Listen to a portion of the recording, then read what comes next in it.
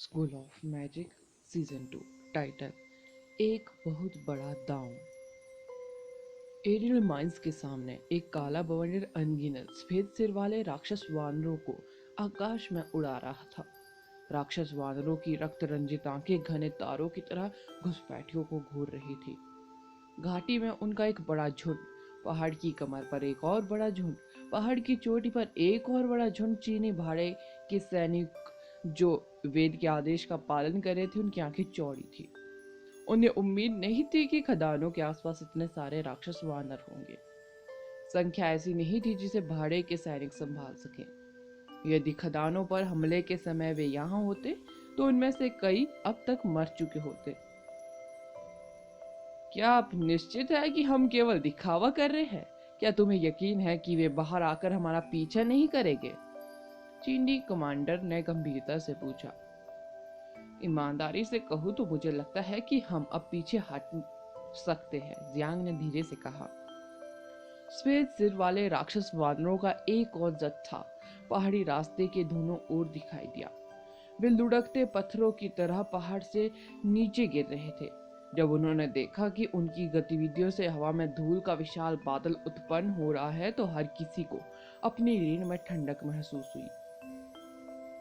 पीछे हटो, पीछे हटो, वेद ने चीनी सैनिकों को आदेश दिया, क्योंकि वह भी राक्षस वानरों की इतनी भारी संख्या का दबाव सहन नहीं कर पा रहा था। भले ही टीम में उच्च वर्ग के लोग शामिल थे, फिर भी उनके पास इस तरह के भयानक फॉर्मेशन के खिलाफ कोई मौका नहीं था। वे एक विशाल लहर के सामने एक छोटी नाव के समान छोटे थे। उनके पैर कांप रहे थे क्योंकि वे तुरंत अपनी जान बचाने के लिए भागे, जैसा कि अभी जातीय वर्ग से अपेक्षा की जाती थी। वे अच्छे क्रम में तेजी से पीछे हटने में सक्षम थे।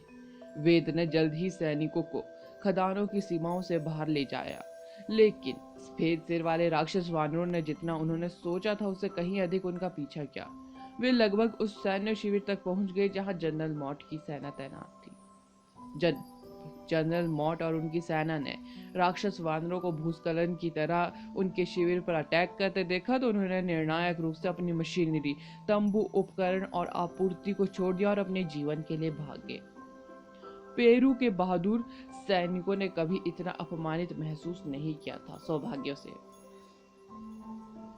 राक्षस वानरों ने लगातार उनका पीछा नहीं किया, अन्यथा यह केवल समय की बात थी जब तक जीव उन्हें पकड़ नहीं लेते।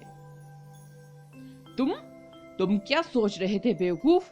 जनरल मॉड का चेहरा डर से पीला पड़ चुका था। ऐसे सांवले चेहरे और पीले चेहरे वाले व्यक्ति को देखना काफी दुर्लभ दृश्य था। यह आपके और आपकी सेना की तरह कुछ भी ना करने से बेहतर है, वेद ने मुंह तोड़ जवाब दिया। वेद अविश्वसनीय रूप से क्रोधित थे।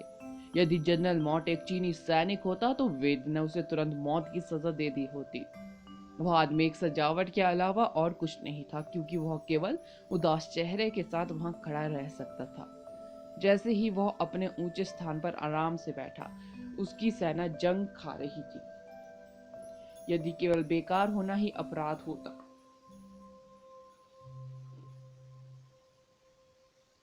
तो आप कह रहे हैं कि आपने जो किया उससे मदद मिलेगी? बेहद बेहुदा, जनरल मॉट ने उपहास किया। आप जैसा बेकार जनरल कभी भी स्थिति का समाधान नहीं कर सकता, वेद ने कहा।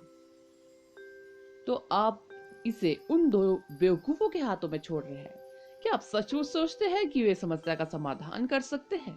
हमारे सैन्य रणनीतिकार दोपहर में पहुंचेंगे। उसके आने से पहले कोई भी परेशानी खड़ी करना बंद करो, जनरल मॉट फुसफुसाया। चलो फिर शर्त लगाते हैं।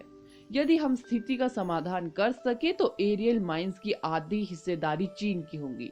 यदि आपके लोग स्थिति को हल कर सकते हैं तो मेरे सैनिक आपको मुफ्त में सुरक्षा प्रदान करना जारी रखेंगे, वेद ने उसे चुनौती दी। जनरल मॉट को पता था कि उनसे पहले के युवा जादूगर के पास एक मजबूत सैन्य पृष्ठभूमि थी। वह स्पष्ट रूप से बेवकूफ नहीं बन रहा था। जनरल मॉट के पास वास्तव में एरियल माइंस की सबसे अधिक हिस्सेदारी थी। अपने पद से मुक्त होने के बाद भी खदानों पर उनका नियंत्रण अभी भी था। उन्हें यह स्वीकार करना पड़ा कि चीनी भाड़े के सैनिकों द्वारा प्रदान की गई सुरक्षा खदानों के लिए अत्यंत महत्वपूर्ण थी।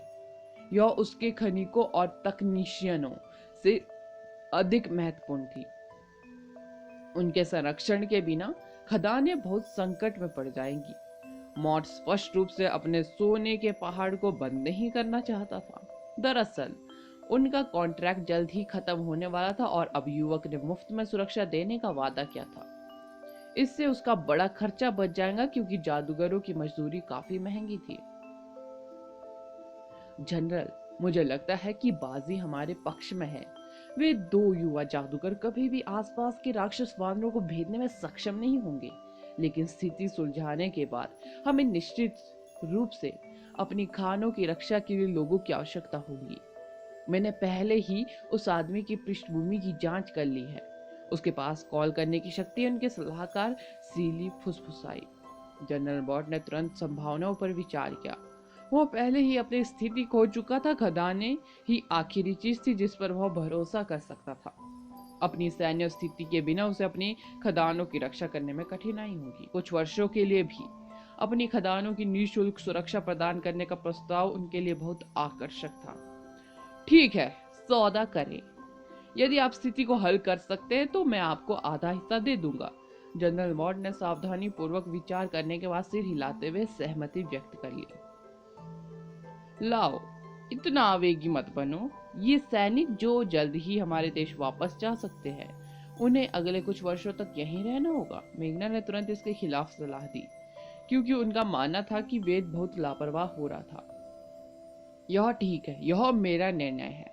मैं उनकी भरपाई कर दूंगा। वे रुकने या वापस जाने का विकल्प चुन सकते हैं। मैं उनकी जगह अन्य सैनिकों को ले लूंगा, वेद ने उत्तर दिया। यदि वेद शर्त हार जाता है तो वह सेना को नुकसान की भरपाई करेगा। यदि यह काम नहीं करता तो वह स्थानों को भरने के लिए जादूगरों को नियुक्त कर लेता। किसी भी तरह वह जनरल मॉट पर बहुत गुस्सा था और वह उसे अंत तक समझाने जा रहा था। लेकिन क्या आप आदर्श और आहन को लेकर अति आत्मविश्वास में नहीं है? मेघना ने कहा। मेघना को समझ नहीं आया वेद को यह विश्वास क्यों था कि दोनों मिलकर काम करेंगे। सच्चाई उनकी आंखों के सामने थी। इतने सारे राक्षस वानरों के आसपास होने के कारण उनके पास खदानों में प्रवेश करने का कोई रास्ता नहीं था। यह लगभग असंभव था। भले ही लिटिल फ्लेम बेले फिर से फ्लेम बेले महारानी में बदल जाए, राक्षस वानरों की संख्या उन विचित्र पक्षियों की संख्या से अधिक थी जिनके विरुद्ध उन्होंने युद्ध किया था। पहाड़ी रास्ता पहाड़ी की कमर के साथ साथ चलता रहा। घुमावदार रास्ता दो पहाड़ों के बीच एक बेसिन की ओर जाता था। पहाड़ी रास्ते के दोनों ओर राक्षस वानर रेंग रहे थे। ऐसा लगा मानो पहाड़ भारी वजन से ढहने के कगार पर है। आहन ने उसके चारों ओर नजर डाली। जब उसने काली चट्टानों की तरह बिखरे हुए हष्ट पुष्ट राक्षस वानरों और उनकी आंखों में भयंकर रूप देखा तो उसके पैर कांपने लगे। अरे बकवास! भले ही सामने के दिखावे ने बहुत सारे सफेद सिर वाले राक्षस वानरों को आकर्षित किया, लेकिन पहाड़ के पीछे राक्षस वानरों की संख्या बिल्कुल भी कम नहीं हुई।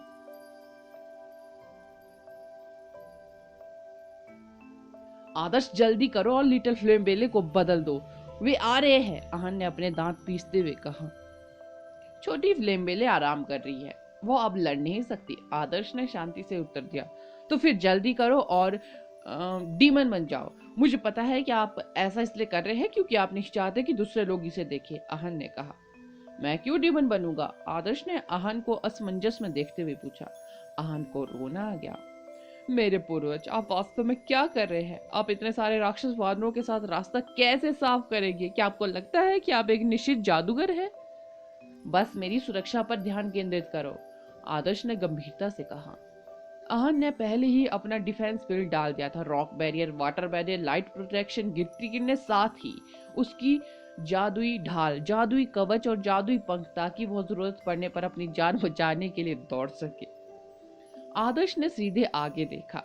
सुनहरे पूंछ वाले फर वाले राक्षस वानरों को ढूंढने की कोशिश की जो आने वाले खतरे को हल करने की कुंजी थी।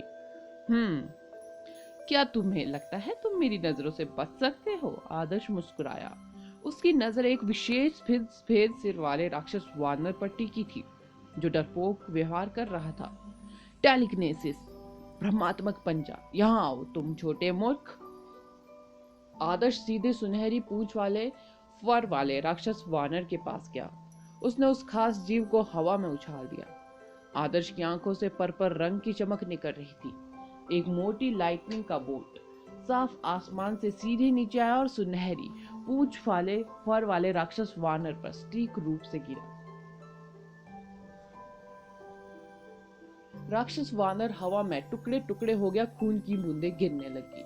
सुनहरी पूंछ के बालों का एक बंडल आकाश से गिरा और जैसे ही वह जमीन को छू गया, पहाड़ से नीचे आ रहे भयंकर राक्षस वानर पलक झपकते ही धुएं में बदल गए। कम से कम 200 राक्षस वानर गायब हो गए थे।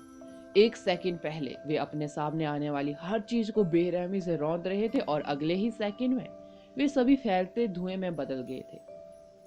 बकवास! आहन इतने सदमे में था कि उसने अपने बहुत जोर से दांत भींच दिए। क्या आदर्श सचमुच एक निश्चित जादूगर बन गया? उसने एक ही लाइटनिंग के झटके से 200 से अधिक राक्षस प्राणियों को कैसे समाप्त किया? मेरे पीछे आओ और अलर्ट रहो। आदर्श आगे बढ़े। उसकी आंखें राक्षस वानरों के बीच खोजती रही। आदर्श को सुरक्षा की आवश्यकता थी, क्योंकि वह चिंतित था कि प्रतीकधारी राक्षस वानर का पता लगाने से पहले राक्षस वानर उस पर हावी हो जाएंगे। कछुआ शैल जादूगर आहन की मदद से वह राक्षस वानरों से घिरा होने के बावजूद लंबे समय तक टिक सका। उसके पास सुनहरी पूंछ वाले फर वाले राक्षस वानरों को ढूंढने और उन्हें अधिक प्रभावी ढंग से मारने के लिए पर्याप्त समय था। तुम्हें क्या लगता है कि तुम कहां भाग रहे हो? Shadow spike, fire! आदर्श ने एक विशाल शैडो स्पाइक को आगे की ओर उछाला। एक साथ जमा हुआ राक्षस वानरों ने आदर्श के विशालकाय शैडो स्पाइक को सुनहरी पूंछ वाले फर वाले राक्षस पर उतरने से नहीं रोका। स्पेस ताल संपीड़न रोम्बॉइड ने आसपास के कुछ मायावी राक्षस वानरों को फंसाकर क्षेत्र को बंद कर दिया। जैसे ही जीव को टुकड़ों में कुचल दिया गया, सैकड़ों राक्षस वानर तुरंत गायब हो गए, जिससे राक्षस वानरों की सेना का आकार बहुत कम हो गया। हालांकि आहन की प्राचीर के बाहर अभी भी बहुत सारे जीव थे। यह स्पष्ट था कि इन मायावी प्राणियों को उसी प्रतीकात्मक राक्षस वानर द्वारा नहीं बुलाया गया था। आपको पाया? आदर्श ने एक और लक्ष्य देखा। उसने अपनी मुट्ठी भींच ली और काफी दूर एक चट्टान के पीछे छिपे सुनहरी पूंछ वाले बालों वाले राक्षस वानर को मार डाला। प्रतीक धारण करने वाले प्राणी आमतौर पर अपनी रक्षा करते हैं ताकि वे मायावी प्राणियों के सामने ना मरे। हालांकि उन्हें एक निश्चित दूरी के भीतर ही रहना था, क्योंकि मायावी जीव केवल अपने सोर्स के करीब ही रह सकते थे। कभी कभी आदर्श को प्रतीकात्मक राक्षस वानरों के सटीक स्थान की पहचान करने की आवश्यकता नहीं होती थी। उसने बस एक तीखी नजर के बाद प्राणियों पर एक शक्तिशाली मैजिक चलाया, जिससे प्रतीकधारी प्राणी और उसकी दर्पण छवियां दोनों नष्ट होगी। सच तो यह था कि जब टीम नासका के अजीब पक्षियों से लड़ रही थी, तो उन्होंने अनजाने में कुछ प्रतीकधारी प्राणियों को मार डाला था। हालांकि स्थिति इतनी गड़बड़ थी कि उनमें से किसी को भी इस पर ध्यान देने का मौका नहीं मिला। जब हजारों या यहाँ तक कि 10,000 जीव आकाश में भर रहे थे, तो यह नोटिस करना कठिन था कि कुछ 100 जीव अचानक गायब हो गए। आदर्श ने राक्षस वानरों को और अधिक सेना बुलाने का कोई मौका नहीं दिया। जैसे ही वे सीमा के भीतर आए, उसने उनमें से प्रतीकधारी प्राणियों को तुरंत मार डाला। परिणाम स्वरूप यह स्पष्ट रूप से स्पष्ट हो गया कि कई राक्षस वानर बिना किसी कारण के गायब हो गए थे।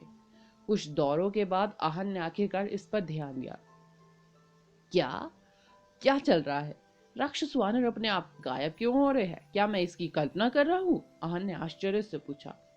आप इसकी कल्पना नहीं कर रहे हैं, मेरा भी ध्यान रखना। सुनहरी पूंछ वाले बाल वाले प्रतीक धारण करने वाले प्राणी हैं।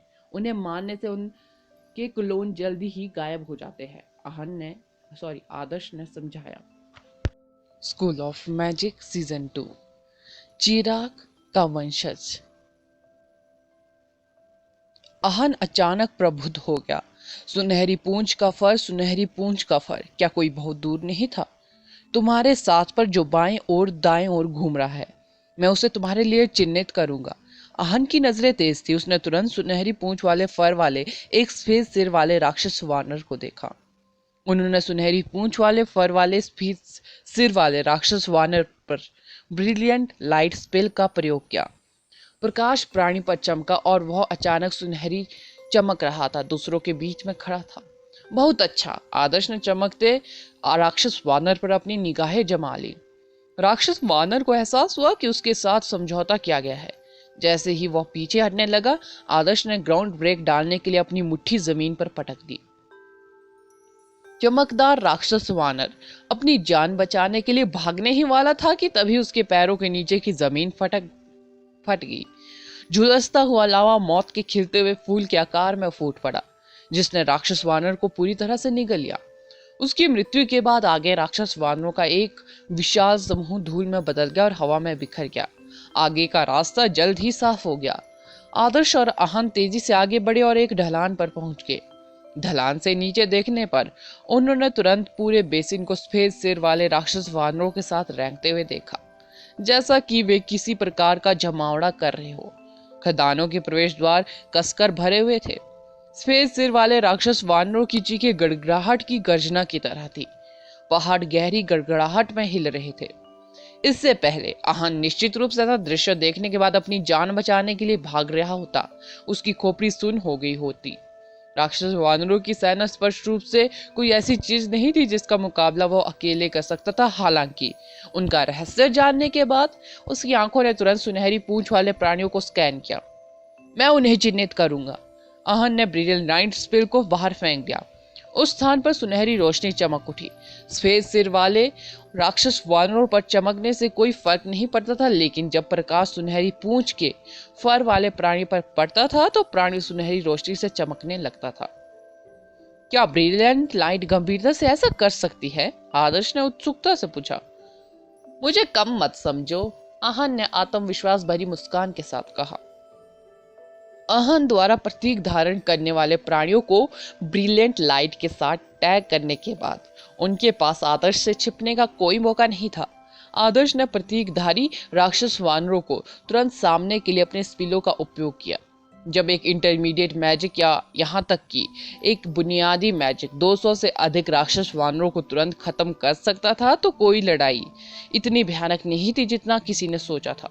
उन्होंने ढलान से बेसिन तक का रास्ता साफ किया और धीरे धीरे खदानों के प्रवेश द्वार के पास पहुंचे। चलो गति पकड़ो, अगर मोर्चे पर राक्षस वानरों की सेना वापस आती है तो उनसे निपटना मुश्किल होगा, आदर्श ने कहा। यदि राक्षस वानरों की संख्या अचानक अत्यधिक बढ़ जाती तो उन्हें प्रतीकधारी राक्षस वानरों को निशाना बनाने में परेशानी होती और वे दोनों बड़े खतरे में पड़ जाते। जितनी जल्दी हो सके राक्षस वानरों को खत्म करना आवश्यक था। वहां क्या चल रहा है? प्रवेश द्वार के निकट स्थित खदानों के एक प्रबंधक ने पूछा। 2 लोग हमारे करीब आ रहे हैं, खानों में एक जादूगर ने उत्तर दिया। दो लोग? प्रभारी व्यक्ति दंग रह गया। यह वास्तव में उनसे सिर्फ 2 है?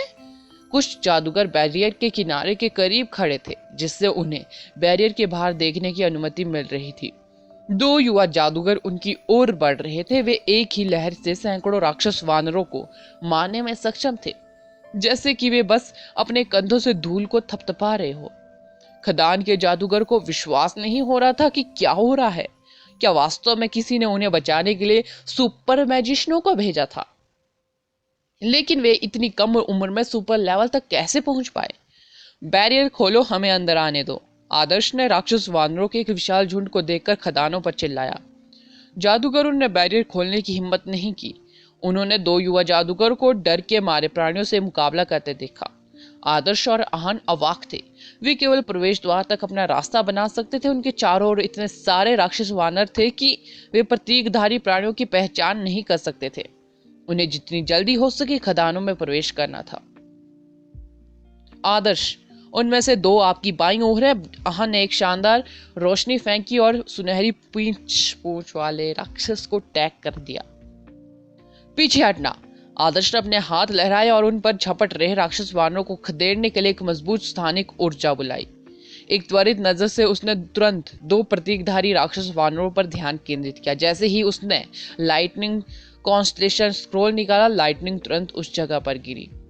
एक लाइटनिंग की किरण आगे बढ़ी और एक सीधी रेखा में कुछ दर्जन राक्षस वानरों में घुस गई, जिससे 2 प्रतीकधारी राक्षस वानरों पर सटीक प्रहार हुआ। आदर्श ने अटैक के लिए बिल्कुल सही समय चुना था। दोनों प्राणी एक सीधी रेखा में थे, जिससे लाइटनिंग की किरण ने उन्हें 1 सेकंड से भी कम समय में मार डाला। शेष क्लोन राक्षस वानर तत्काल अदृश्य हो गए। जैसे ही राक्षस वानरों का झुंड हवा में गायब हो गया, अंततः दोनों हजारों राक्षस प्राणियों से घिरे होने के दो स्वप्न से जाग गए।